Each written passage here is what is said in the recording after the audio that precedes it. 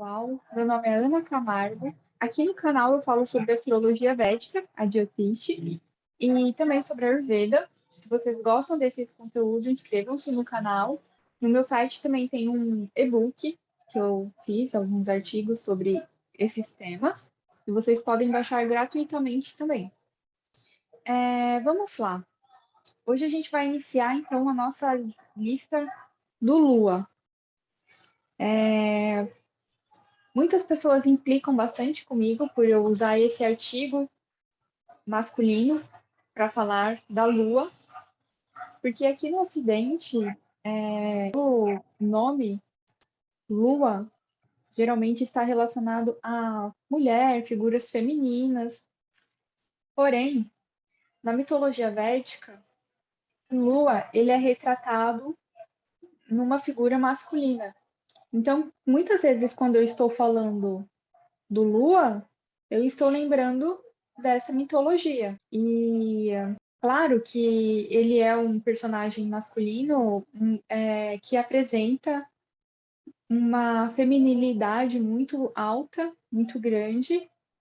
E assim, do meu ponto de vista, se for o Lua, a Lua, o Sol, a Sol, o Marte, a Marte, o Júpiter, a Júpiter, por mim, não vejo diferença alguma, porque como eu já falo bastante no meu Instagram, nós somos todos os planetas, nós somos todas as estrelas, então não existe essa diferenciação, não existe essa separação, entende?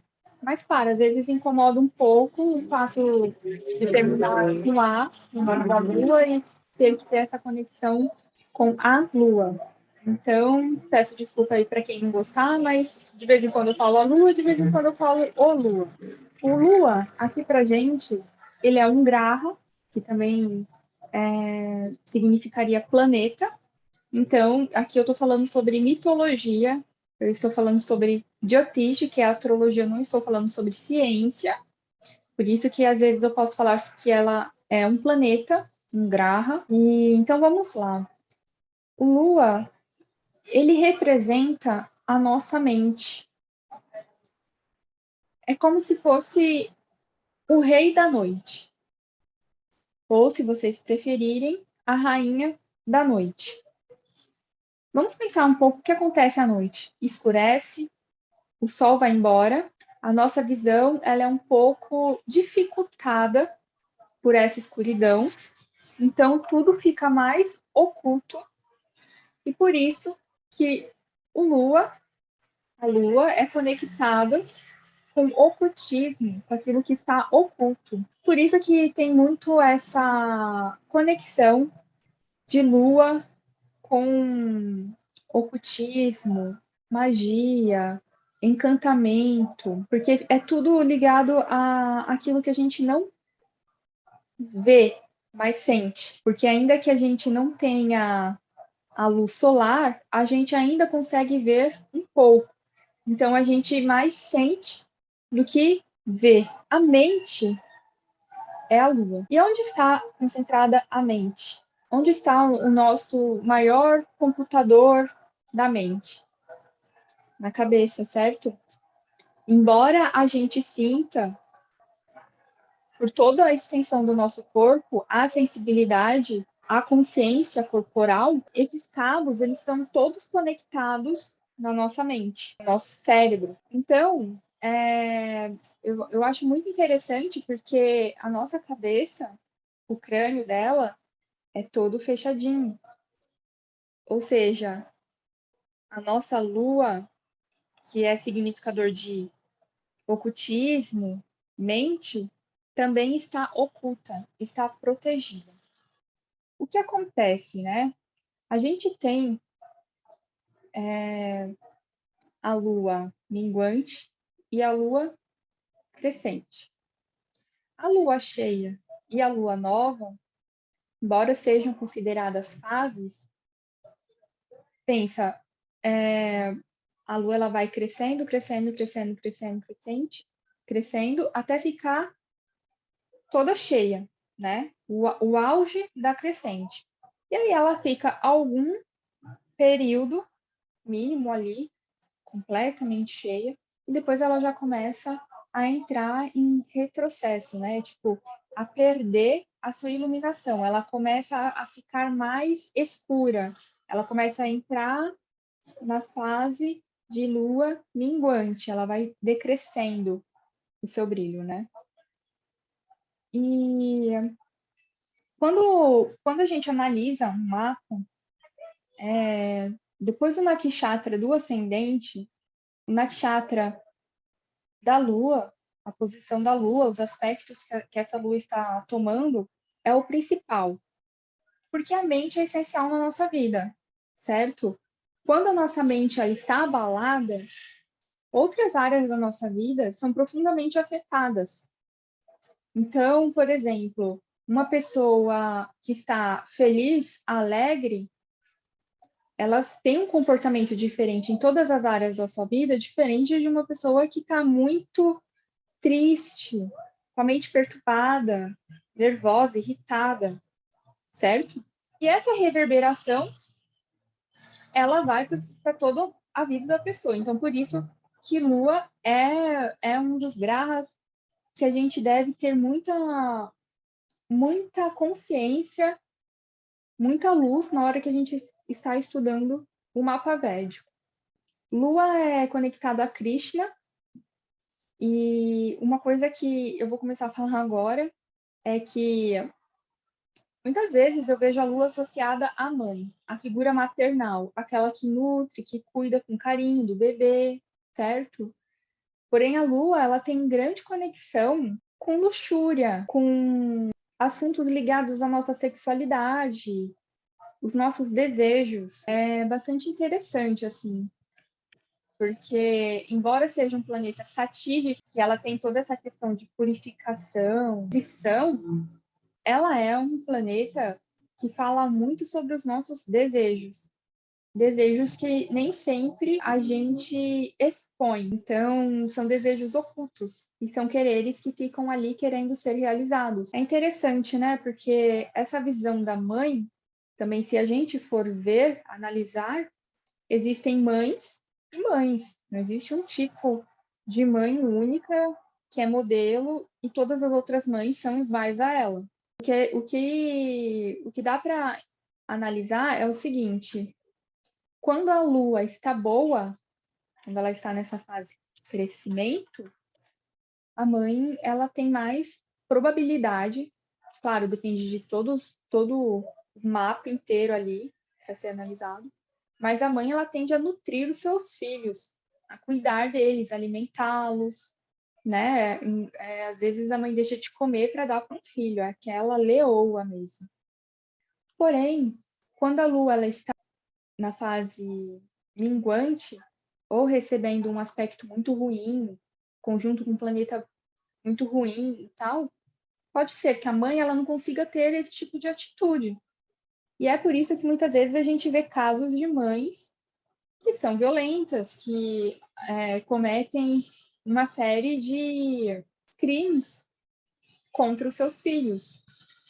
Então, às vezes eu percebo muito esse arquétipo da lua como a mãe que tá ali só cuidando do filho, nutrindo, amamentando.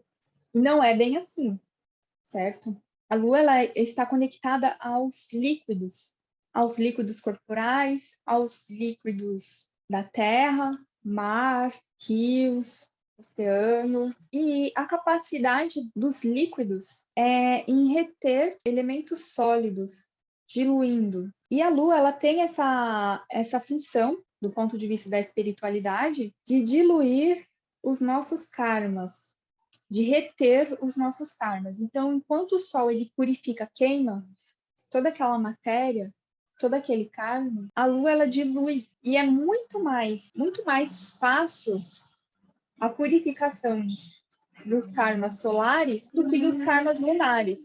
Porque imagina, é como se a gente necessitasse de um filtro. Sabe quando a gente vai fazer um café ou um chá? Que a gente tem que filtrar para aquele matinho ou pó ficar retido e não ser diluído ali naquele líquido e tal, mas mesmo assim, parcialmente parte dos compostos daquele pó, daquelas ervas, vão para a água. Imagina você purificar um chá. É muito difícil, não é? Então, a lua é como se fossem os nossos karmas em retenção. São karmas muito, muito difíceis de lidar, de purificar, e são ações que elas se perpetuam, porque a nossa mente, ela comanda tudo. Ela comanda o nosso comportamento, para onde a gente vai, qual a decisão a gente vai tomar, o que a gente gosta, do que a gente pensa o tempo inteiro. A gente está sonhando, a gente acorda, e se a gente lembra desse sonho, a gente está pensando. Às vezes, no próprio sonho, dependendo da pessoa, ela está ali em interação com aqueles conteúdos, ela está pensando. Diz, né, que todos os nossos pensamentos, eles não são pensamentos novos. E que todos os pensamentos novos, eles são apenas perspectivas diferentes de alguma ideia que já foi apresentada. Então, há esse ciclo da Lua, né? Que é rápido, porque a Lua, a cada 28 dias, ela já completa o seu ciclo, ela anda muito rápido, é um graha que ela caminha muito rápido. A nossa mente também é rápida. Posso estar aqui falando com vocês sobre Lua, mas está pensando na janta que eu vou comer daqui a pouco, né? No meu cachorrinho, se ele vai se alimentar ou não, o que eu vou fazer amanhã, e ao mesmo tempo conversando aqui com vocês. Tipo, faça esse pensamento de uma forma rápida. Muitas vezes ninguém percebe, porque a mente é oculta, a gente consegue esconder, embora altere também o nosso humor. E a Lua é esse grama muito rápido. Às vezes também a associação do Mercúrio com a mente, mas o Mercúrio ele seria a parte técnica da mente, sabe? A engenharia da mente, aquela parte que faz você processar um cálculo, a sua cognição, as suas habilidades. Enquanto a Lua não, a Lua é a mente em si, é como se fosse a nossa consciência ali. E muitas vezes a gente nem sabe quais são os pensamentos que a gente tem, são pensamentos ocultos. Então eu vou falar, não vai dar um vídeo muito longo, mas vou falar aqui sobre 2 ou 3 mitologias, vai, para a gente ver quais são essas qualidades do Lua. O primeiro mito que eu gostaria de trazer é que o Lua, ele se apaixonou pela esposa Júpiter, de Rafat. Ele se apaixona por Tara. E ele tenta seduzir Tara. Alguns sábios dizem que ele sequestra Tara. Outros dizem que ela vai por vontade mesmo, porque ela já está seduzida. E ele faz um filho em Tara. Assim, Brihaspati, o Guru, o Júpiter, ele tenta se reunir com todos os outros planetas, com todos os outros grahas, unir com todos os outros deuses, para reclamar sobre o seu direito de ter a sua esposa de volta. E depois de ser estabelecido uma guerra, ele consegue recuperar Tara, mas ela já chega grávida. Quando o filho nasce, é que percebe que realmente é um filho do Lua. E se a gente for analisar as características de Mercúrio, depois eu vou tentar pôr umas imagens aqui. Mercúrio é muito parecido com Lua, assim, ele brilha, ele tem uma qualidade brilhante, bonita, sabe? E por isso que Mercúrio parece um pouco a Lua, né? Tem essa coisa do processamento da mente. Tem esse DNA, ele carrega esse DNA com ele. Então, assim, sem muitas delongas, vamos analisar o que acontece nesse mito. Acontece uma guerra por amor, acontece um sequestro por um desejo que se tem, porque ele deseja a mulher de outro planeta, né, ou outro grau. Ele cria nela um filho. Isso a gente observa muito na Lua, porque, assim, muitas vezes a gente tem desejos ocultos e muitas vezes a gente trabalha em prol da obtenção desses desejos ocultos para que a gente realize eles, custe o que custar. Por isso que diz que não tem aquele ditado, no amor e na guerra tudo é válido, não tem regras. A gente observa muito essa característica no Lua de querer ir atrás e pegar. Outra qualidade que a gente vê aqui por essa mitologia é essa coisa de reter algo, de sequestrar algo e deixar aquilo em nossa posse.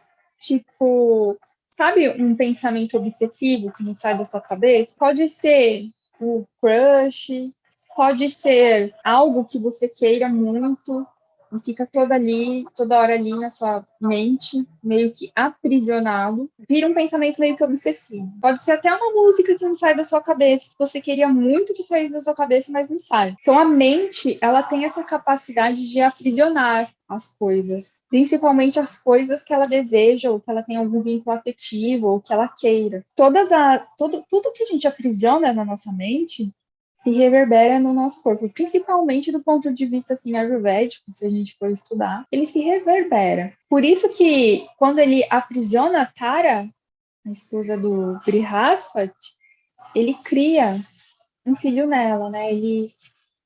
Por isso que a nossa mente, ela tem uma capacidade de criação.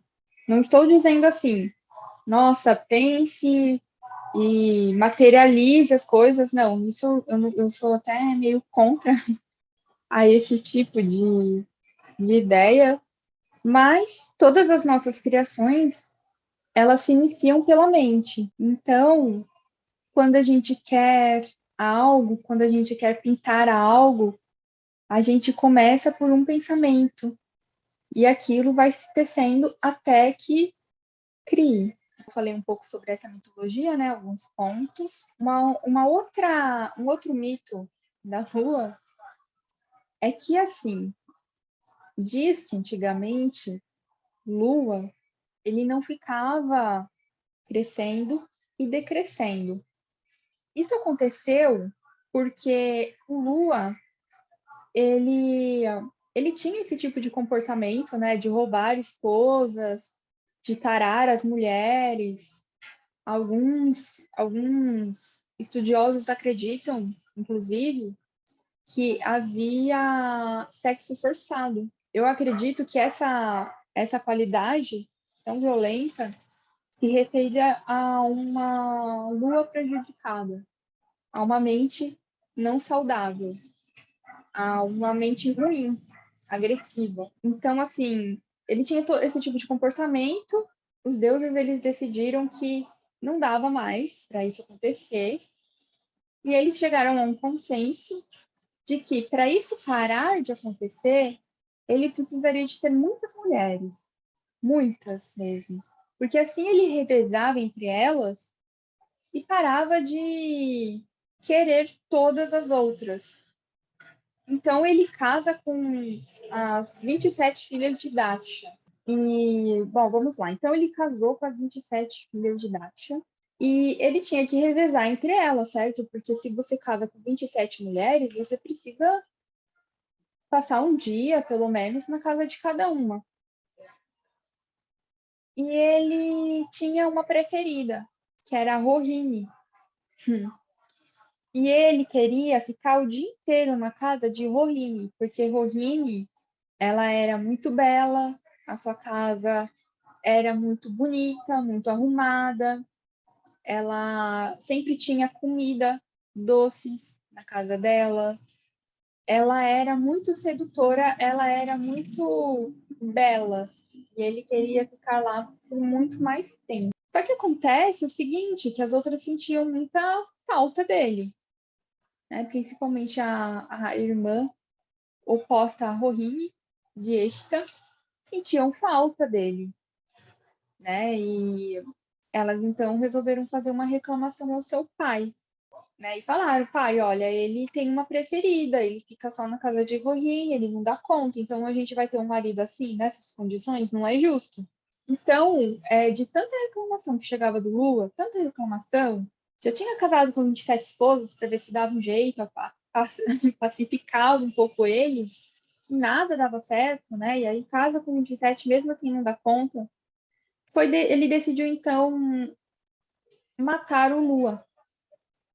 E quando ele toma essa decisão de matar o Lu, é claro que as outras esposas tinham um certo afeto por ele, e elas falam, não, não, não faça isso, mas aí ele já tinha feito, já tinha matado o Lu. Depois de muita, assim, conversa entre as deusas, os deuses e tal, pediram a ajuda de Shiva. Foi solicitado por vários intermédios que Shiva ajudasse o Lua. E como o Lua, Soma, Chandra, ele era muito devoto de Shiva, o Shiva resolveu atendê-lo. Porém, as maldições divinas, elas não podem ser completamente desfeitas. Então, o máximo que o Shiva conseguiu foi que ele vivesse durante um período e morresse no fim desse período. Por isso que a gente tem a fase crescente, cheia, e aí depois ela começa a decrescer, né? Ela começa a minguar, e aí chega na parte nova, onde ele falece. E o que a gente observa nesse mito são várias coisas, né? Uma é que, às vezes, quando a gente segue aquilo que a nossa mente está mandando, nem sempre aquilo tem uma cognição, uma racionalidade. Aquilo nem sempre é a melhor escolha, a melhor saída. Muitas vezes a gente tem pensamentos ruins durante o dia e que a gente não concretiza, porque a gente sabe que é ruim, a gente tem uma moral, uma ética, enfim, a própria lei, a Constituição, que faz com que a gente não siga todos esses pensamentos que passam na nossa cabeça. Mas imagina, o Lua é a essência, ele é ele próprio, né? Então ele seguia as suas vontades, os seus desejos. Ele queria ficar com o Rohini, ele ficou com o Rohini. E isso teve uma consequência. Isso mostra que, às vezes, quando a gente segue os nossos pensamentos, a gente pode ter uma punição severa. E nem sempre é possível voltar atrás. Então, sabe quando a gente toma uma atitude errada? Não dá para voltar atrás, né? O tempo, ele não recua, ele não tem como a gente fazer isso. Então, quando a gente fala que o Shiva não conseguiu dar conta da maldição de Dakshas, é justamente isso. É justamente essa presença do tempo, as presenças dos karmas. Então, as nossas ações, elas são ações. Não dá para a gente voltar a uma ação. Não dá para a gente voltar ao passado. A ação, ela é, ela é, né? Ela está, ela foi, ela é um ser. Então, não dá para a gente voltar atrás. Inclusive das próprias esposas, que reclamam muito a ponto do pai ter chegado a essa decisão da morte. Por isso que Lua também fala sobre morte. É mais fácil compreender morte na lua, na noite, na escuridão, no ocultismo, do que compreender lua, ou do que compreender a morte quando se fala do sol. Mas existe também a morte do sol, né? Como eu falei no vídeo do sol, mas tem essa presença da morte nessa mitologia do Lua. Essa questão dele casar com as 27, né? E mesmo assim ser insaciável, mesmo assim ter uma preferida, seguir os seus próprios desejos, é exatamente a essência da mente, que ela nunca fica saciada. Então, muitas vezes a gente alcança aquele desejo que a gente queria e aquela felicidade, ela não digo instantânea, mas ela tem uma durabilidade. Essa durabilidade é aquilo que a mente dá. Então, muitas pessoas, quando elas ficam felizes, essa durabilidade ela persiste por um período longo até. Outras pessoas não. Ficou feliz e daqui a pouco já está neutra, triste, enfim, vivendo todas as nuances mentais possíveis de existirem, né?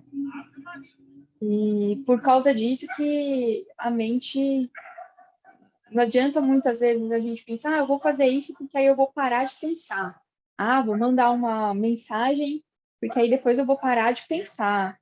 Ah, eu vou comer esse doce porque depois eu não vou mais pensar nele. Essa saciedade nem sempre ela se concretiza.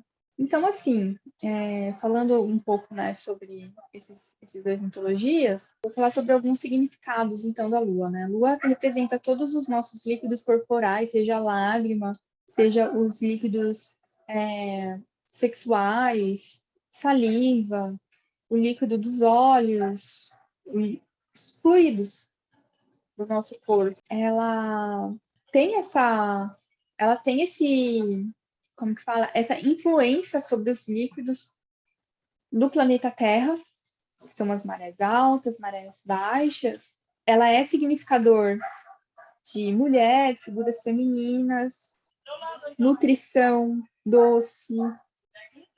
Ela é cafa.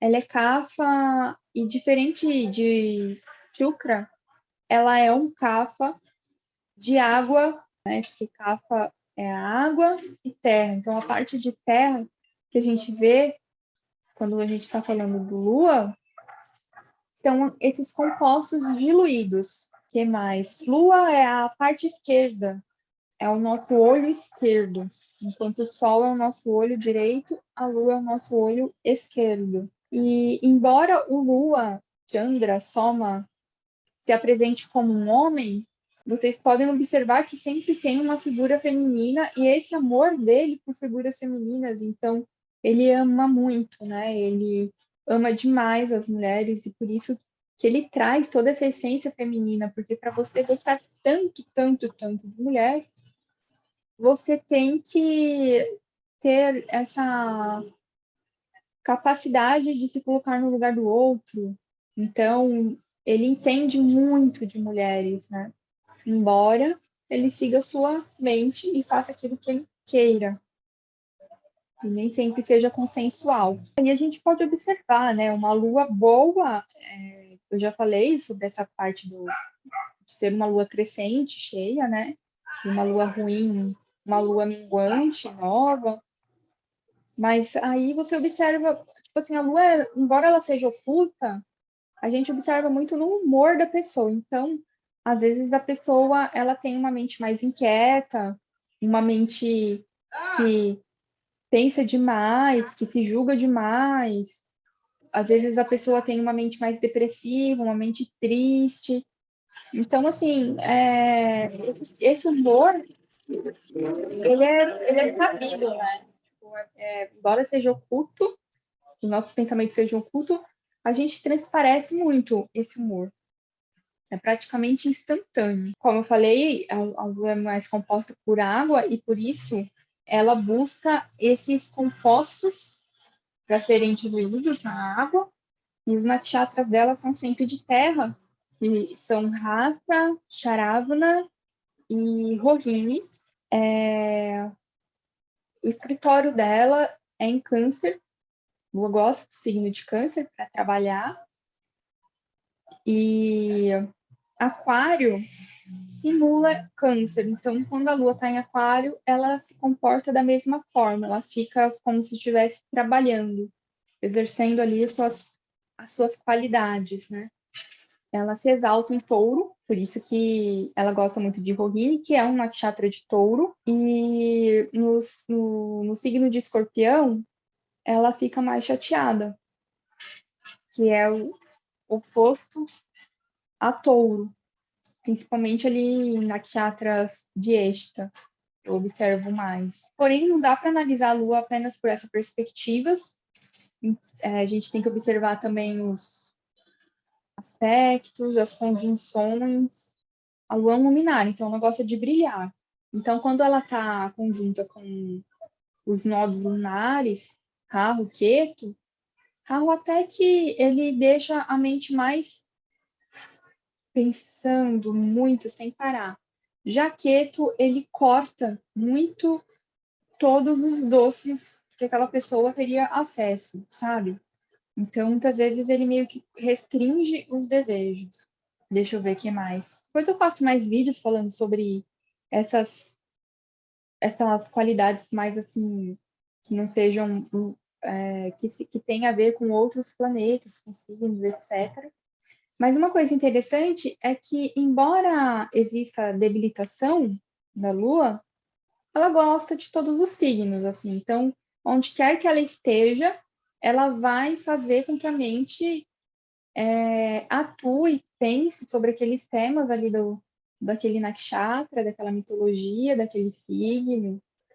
Mas ela não tem, assim, uma coisa de tipo, odeio esse signo, e não vou me comportar tão bem e tal. E tem um comportamento muito bom muitas vezes, mas ela acaba me diluindo naquela energia luna chata. Então, aqui eu falei sobre lua, até escureceu, não sei nem quanto tempo vai durar esse vídeo.